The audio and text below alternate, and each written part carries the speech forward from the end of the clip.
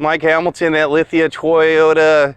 As gas prices continue to climb, prices of vehicles continue to climb, the answer to high prices of gas, the answer to an expensive car has been here all along. And I've had one myself from 2015 through 2018. Behind me, I have a Prius LE. I'll be right back.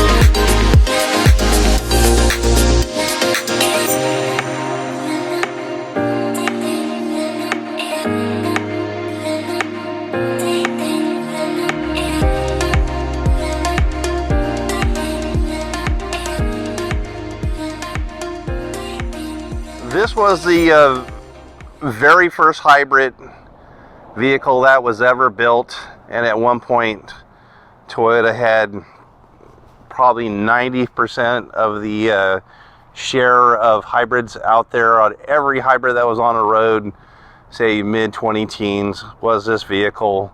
Now it's not that, because there's so many more hybrids to choose from today. But this has kind of been the forgotten vehicle, as gas was cheap for so many years. Nobody was looking towards this vehicle. Nobody was thinking about this vehicle. This happens to be a rental fleet vehicle here for the Toyota Rent-A-Car. So it's not a brand new one, it's a 2021. But I don't believe there's really any changes from 21 to 22. There might be Blizzard Pearl paint on this versus the newer ones are windshield pearl. They may have done something with the headlights and taillights, but I'm not 100% sure because I haven't seen a Prius in a while. And more of the problem is of late is just anything coming out of Japan has been extremely sparse as they build this vehicle for their own market. And from what I've heard from some of the other YouTubers, that they've been hoarding on their own vehicles, like the 4Runner and this one here. Land Cruiser's built there, which they don't build for the United States anymore, but a couple other cars come from Japan, like the RAV4 Prime is from Japan. But anyways, let's take a look at this. Again, this vehicle is under $28,000 MSRP for a brand spanking new one. You should be able to secure yourself one that's a lot less than that in the pre-owned market. This generation has been around since 2016, and this was the very start of Toyota's new global architecture platform. 2016 is when they came out with this, and what the Toyota did is they decided to make their parts shareable between all their vehicles worldwide, and they came up with a TNGA to share these parts of over like 100 vehicles worldwide of the different models they sell in all their different markets around the world. This has been a tried and tested vehicle. It's been around in Japan since '97, in the United States 2003. And this is like the fourth generation of this vehicle, and a lot of people worried about batteries and things going bad. That is not even an issue anymore. They fixed that so many years ago. It's like almost never even heard of. I mean, I think our store hasn't even done one in 4 years, 5 years now. But anyways, it's got the Toyota Safety Sense is kind of a lower edition of it, and you got high intensity headlights. They are not HIDs and not LEDs, I believe. Definitely saw the lights earlier and they looked yellow instead of bright white. Coming to the side, part of their getting their fuel economy is this hubcap, but underneath is a real rim, believe it or not. So some people like to take those off. You'd lose a bit of fuel economy doing that. You do have color matched mirror caps on here. This has always been a proximity key. This one doesn't have it on this door. It does only on the driver's door. But let's go ahead and take a look on the inside. And this is one of two different interiors that Toyota's did. This is known as Moonstone. So let's take a look at it. Moonstone does come in a synthetic or Softex leather.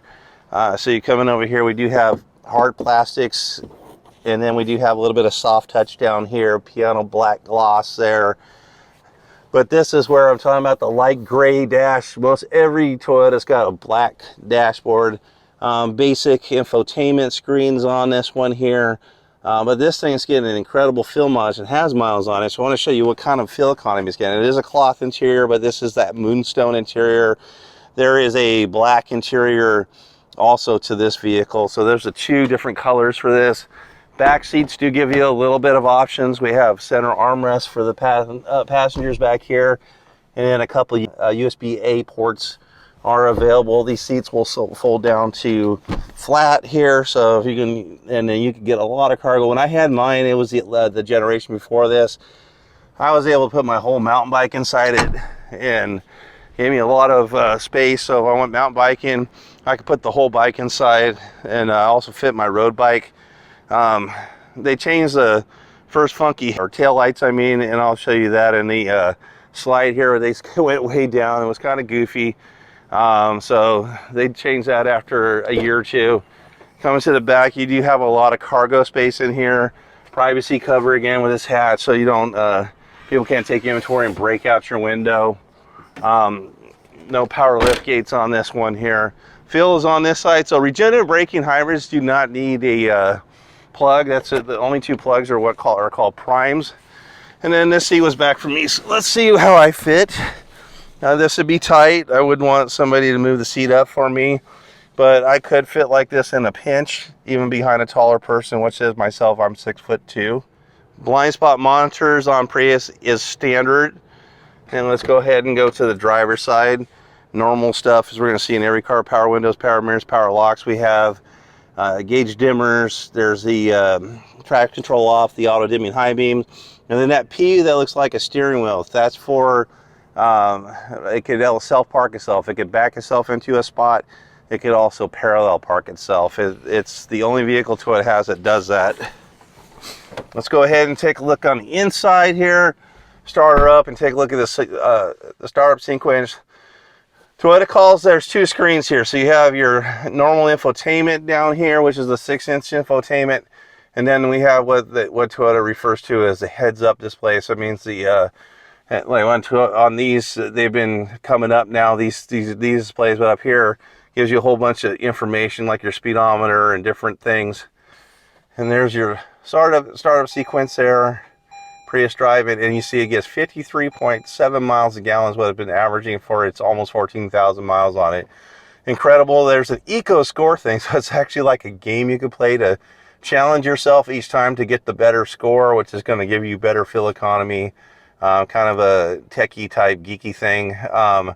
You do have air controls, lane departure alert, and steer assist, adaptive cruise control are on these screens here. So no messages. It will tell you what's wrong. If there was a problem with the car, it will display that on that screen there.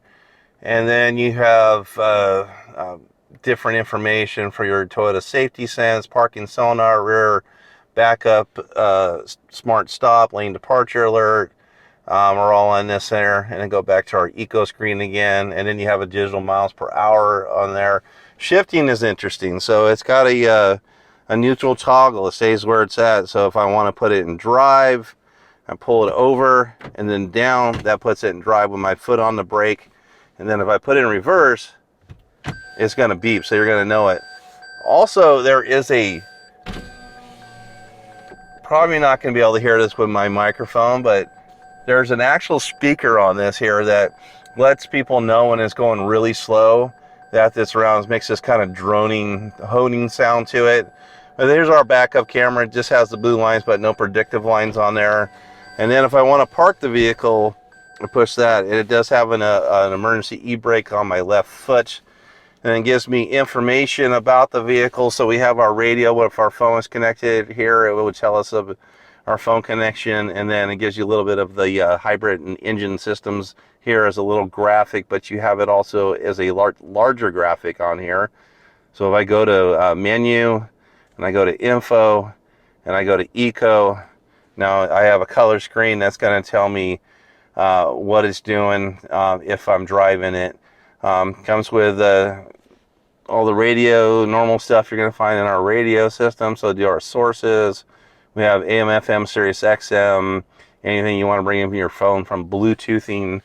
And then you have also apps you could do through Apple CarPlay on this one here, and Android Auto. Our air controls are down here, which are buttons. So temperature ranges, fan speeds, different flows are on here. Eco heat and cool to save the hybrid battery, keeping the air on the front passenger, inside, outside air, AC button. And then this one has, like the old days, you used to have 3 buttons for drive modes. This one just has a single button, so I'm going to bring it up here. It's already in power mode, so Eco is going to get the best fuel economy. Normal is how 99% of the time you would drive it, and then power is to get going zippy and go fast, and also driving in the mountains is pretty good to do also. And coming down to the bottom, we do not have any wireless pads, but this on the higher levels like the XLEs and the Limited, you'll have wireless charging pad for your cell phones. We have your stocks and turn signals here for lights, and windshield wipers and misters are on the opposite side. It has the old-fashioned cruise control. As a lot of the new vehicles are getting it all on the steering wheel. So you have a 2-set system to pushing that in and pulling that down. And then if I want to turn on adaptive, I would push this button here, and I could do pacing there. So glove box is down below. Let's go ahead and take a look at the top. This level is just giving you a manual mirror, not a auto rear driving mirror.